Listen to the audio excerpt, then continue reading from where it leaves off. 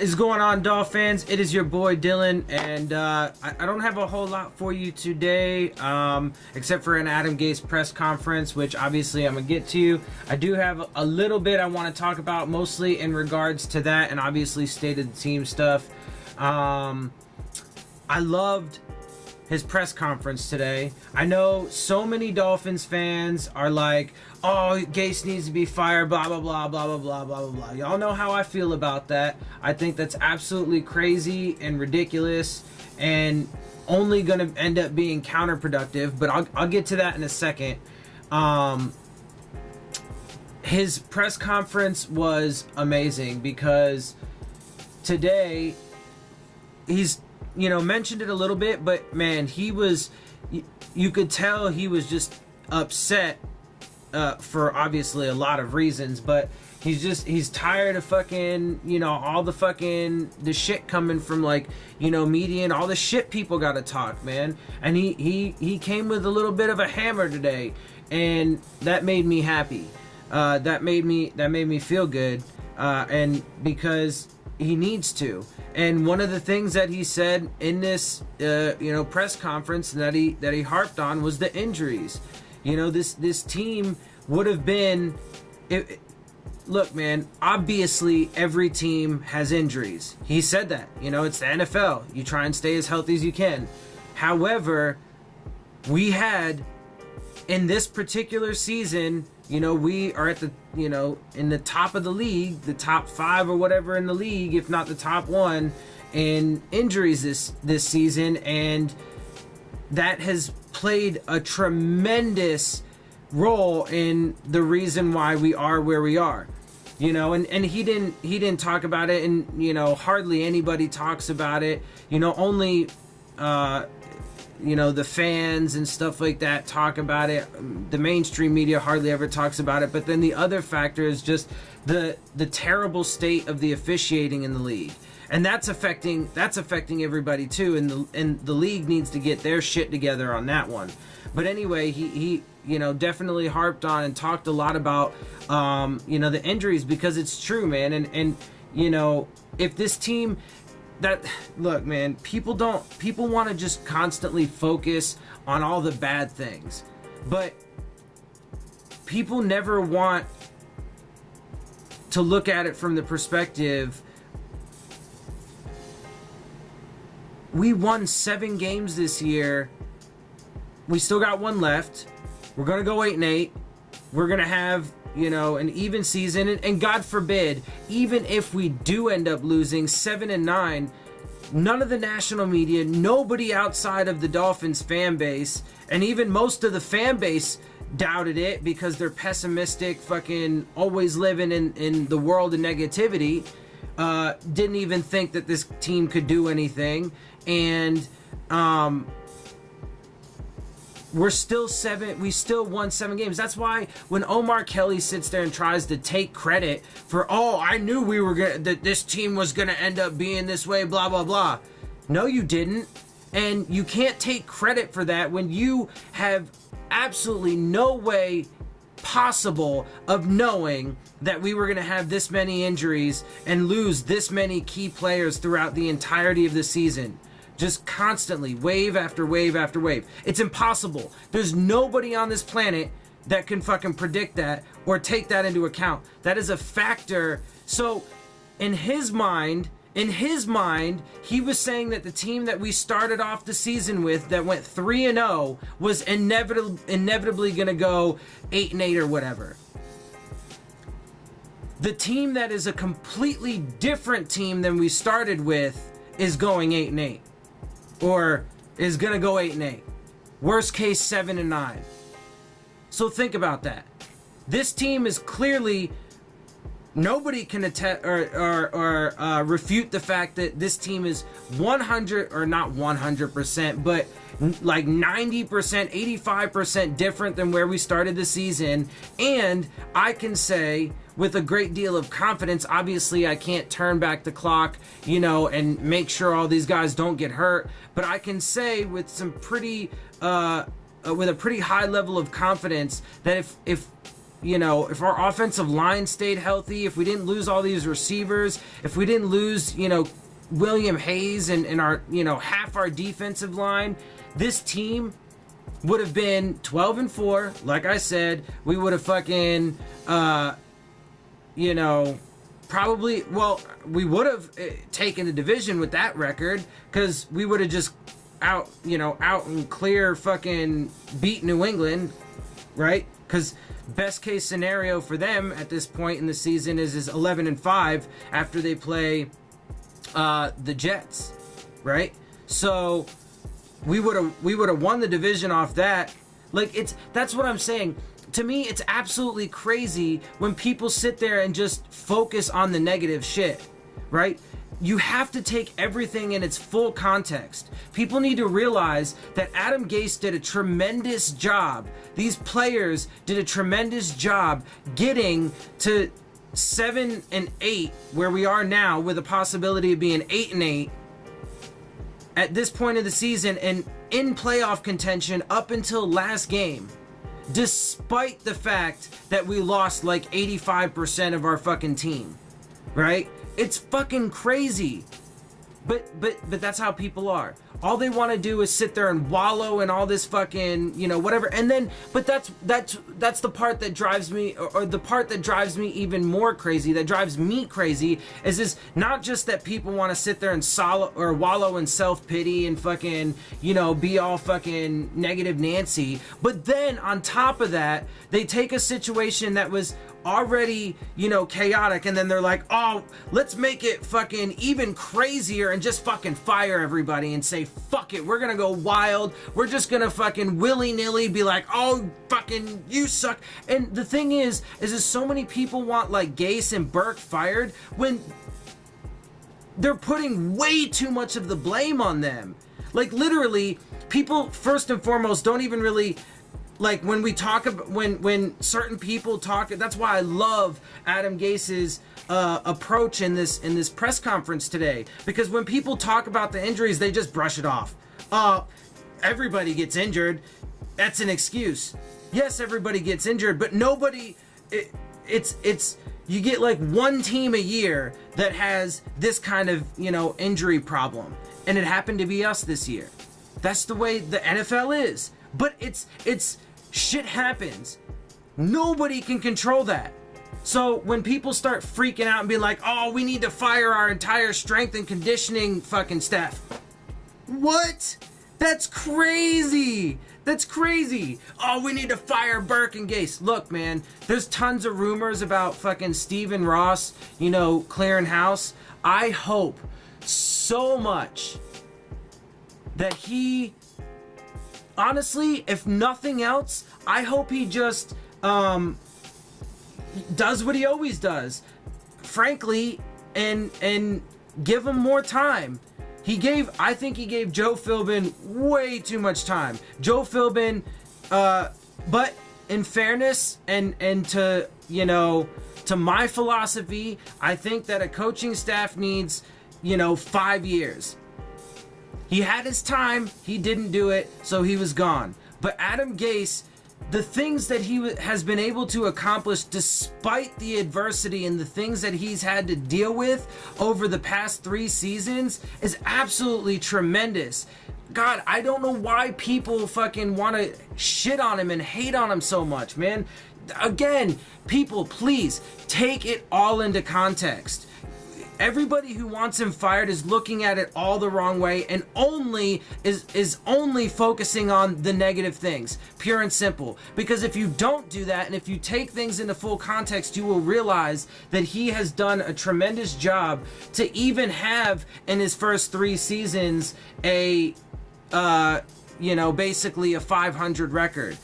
His very first season with a far less talented team and not the team that he wanted. So, rookie season, did tremendous things, took us to the playoffs. We would have gone further if we didn't have an unlucky injury to our starting quarterback.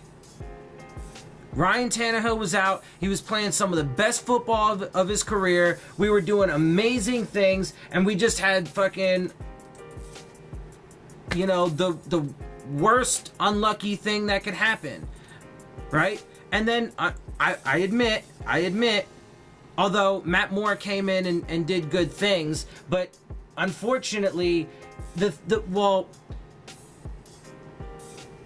I'm not even going to say that we didn't have an adequate backup, because we did. Matt Moore was fine for the last few regular season games. The problem is that Matt Moore is one of those, lifetime backups. And with lifetime backups, they literally,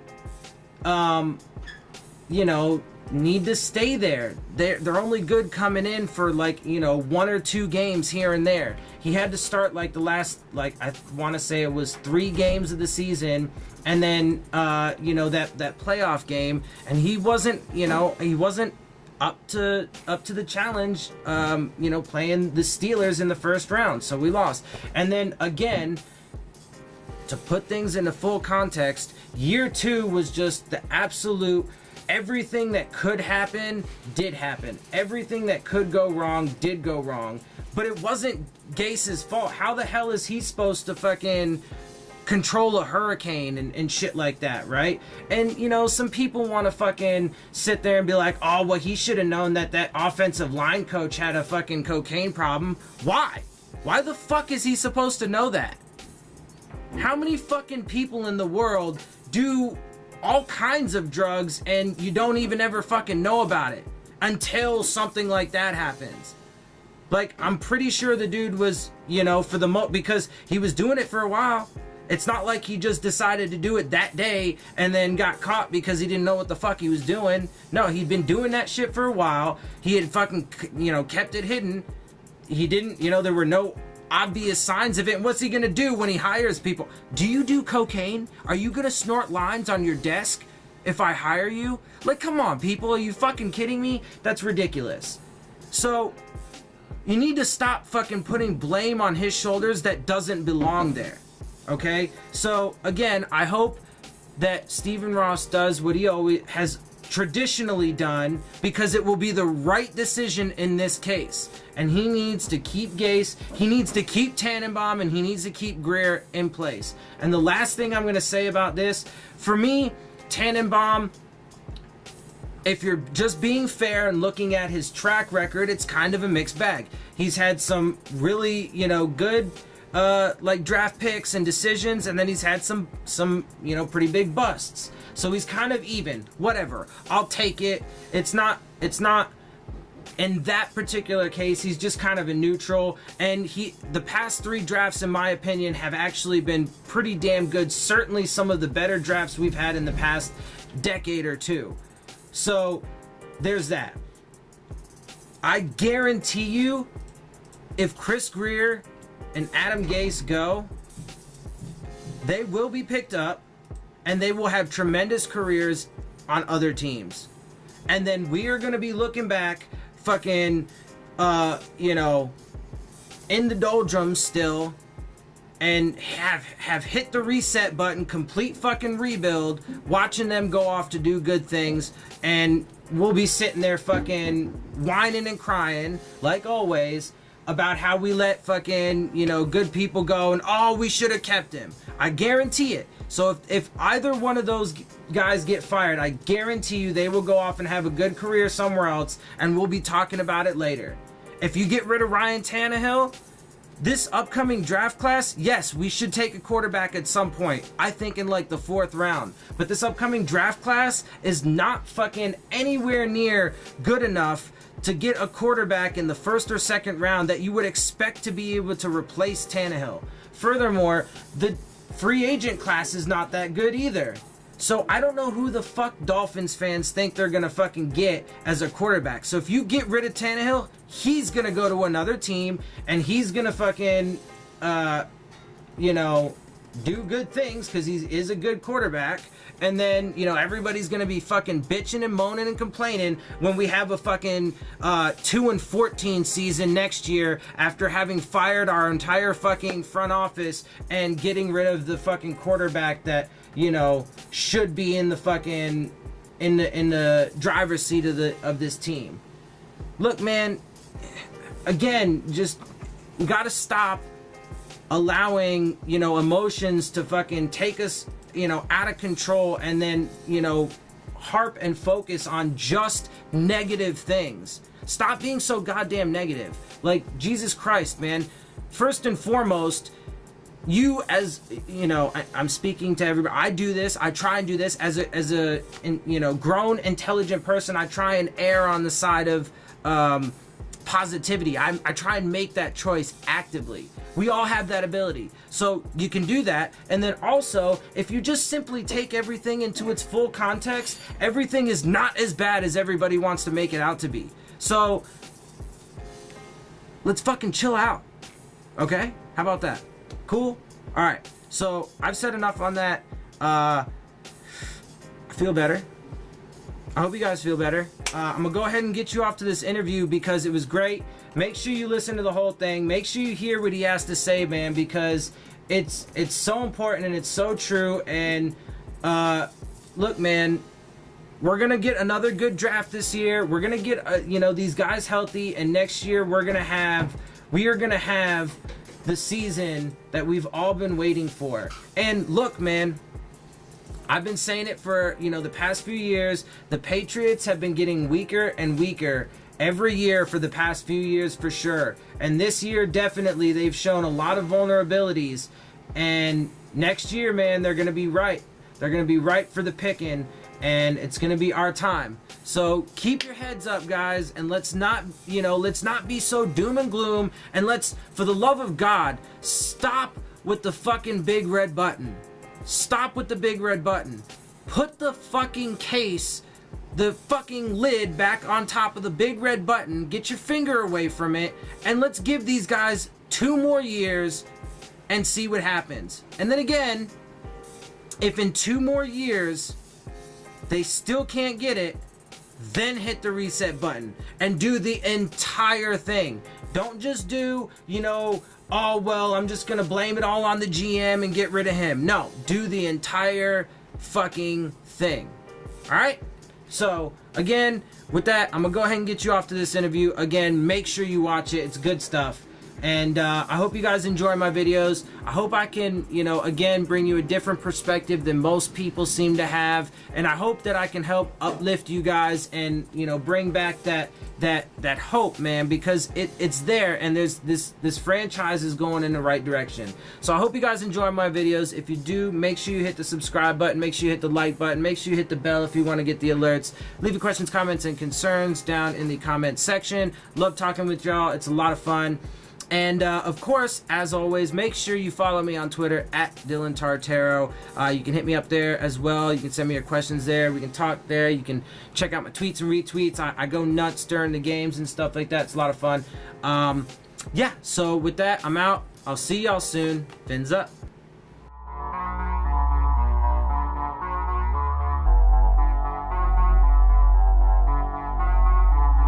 No, we lost good players.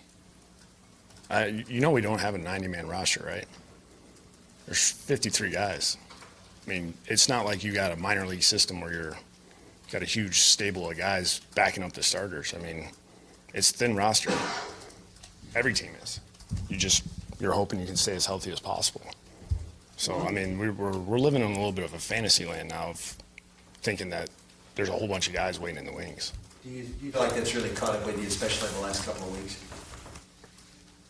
I thought yesterday was just, we knew the game was going to be like that. We knew it was going to be low scoring. We couldn't turn it over. We did twice. We had an opportunity on a short field when they fumbled. We didn't take advantage of it. We had a really bad series, and we missed a field goal. So we knew the game was going to be 13-10, 14-10, somewhere in there if we were going to win it.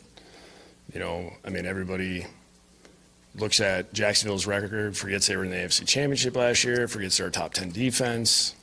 I mean, we knew what kind of game it was going to be. We did, the people that actually study the stuff. So, you know, outside of that, most people don't realize that. You were addressing the depth a minute ago and the fact that you don't have a 90-man roster. But looking strictly at your first stringers, was there any overestimation of them? The guys that are or aren't playing. The guys that you had at the start of the year, for example. I mean, there's a reason why we started 3-0. Because all those guys were there. And then when we started losing guys throughout the season, we're trying to patchwork things, and we had a little time there where we're trying to get really used to the guys that are playing. So we had shuffling some lineups. You know, that's what happens. And we kind of had some good games where, you know, guys starting to gel a little bit, and then we have another wave where we got to switch some things around, and you know, we just kept trying to adjust with what was going on. Coach, you've always been Ryan's one of his biggest fans, but it's not all on him. But just your disappointment that he's not maybe where you wanted him to be at this point, you know, in his career, especially being on your system for these years. Yeah, I think really for us, the biggest thing is just our consistency as an offense. You know, it's like we'll have New England game, and then we'll have yesterday. You know, we'll have Minnesota. We haven't found any consistency in the entire offense. And, I mean, everybody's always going to blame the quarterback. You know, we just need everybody doing their job, and then you can really evaluate the quarterback, where we really haven't had the consistency we need on offense to even look at what is Ryan really. I mean, nobody helps him, and then he starts to try to do more than what he should, and then that hurts him. As you look ahead, are you comfortable with the idea of Ryan as your quarterback, say, next season? I'm not looking ahead to anything right now. I'm looking to Buffalo. I mean, that's the way the league is. I can't worry about next season, off season, all that type of stuff. I mean, we need to finish this season out the right way, which is we got to go on a road trip, go play a team that knows us well, that we know well, and it's going to be a tough game because they're going to want to play well in their last home game, and we have to be prepared. And we got 3 days to get ready, and we got to go to work. I know you said obviously you're not going to lobby for your job, but do you think you'd be inclined to give Steve Ross a plan of how to fix what went wrong? Yeah, I mean, we've been talking about it for 3 years. I mean, it is what it is. I mean, we had a lot of good things going on. We lost some players. You know, it happens. It's the NFL. You mentioned after the game yesterday regarding the battle in the trenches, you said that Jacksonville was more physical than you were. And then you added, we knew that coming into the game. Outside of changing personnel, or is there anything you can do to rectify that other than changing personnel? Well, I mean, we didn't play the way that we needed to play for that game. We didn't play as physical. We needed to make sure that we played at the top of our game against what those guys were, that defensive line. Like, we had to go out, we had to run the ball a certain way. We had to make sure our double teams were good. We couldn't get moved on those. We had to make sure we were the ones moving them. And we started out the game better than what we finished the game. Like, we executed our double teams. When you got two guys hitting one guy, you're going to get movement.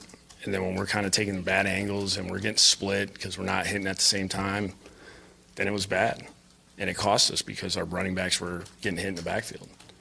You know, a lot of times I know you want to say it's personnel. I mean, really, a lot of it is fundamentals, techniques, things like that. That's what can help you. That's what helps you overcome when you're playing guys that might be a little more talented than you. But we didn't do that yesterday. That's why we've won some games here, is because we've used the things that we've talked about in practice and meetings. And sometimes we don't always do it. For the Buffalo game, will it be business as usual then, Adam, as far as who plays and how you finish your players? Yeah. So Ryan will go. Yeah. Adam, because obviously injuries were a big factor, if I'm hearing you correctly, do you believe that without question you deserve a fourth year as coach? That's not my choice. I do my job until somebody tells me different. Adam, your 15-game snapshot of the season, can you? I don't know. I'll let you know after the next game. We'll do a 16-game snapshot. Just a couple player things on a more uplifting note. Jalen Davis had some good moments, his first extensive action. What impressed you about him, and is there anyone else you'd throw into that group of guys? I mean, he's one of those guys that you watch him in training camp practice. I mean, he is one of those guys that just gives you everything he has. He is not afraid of anything. He'll go out there, he'll execute the defense, he'll play aggressive. I mean, he's not the biggest guy that we got, but he's aggressive and he can make plays. He can tackle. He can get PBUs. He can get picks. He has really good ball skills. He plays multiple positions. You know, he was a guy that we were excited to see get opportunity.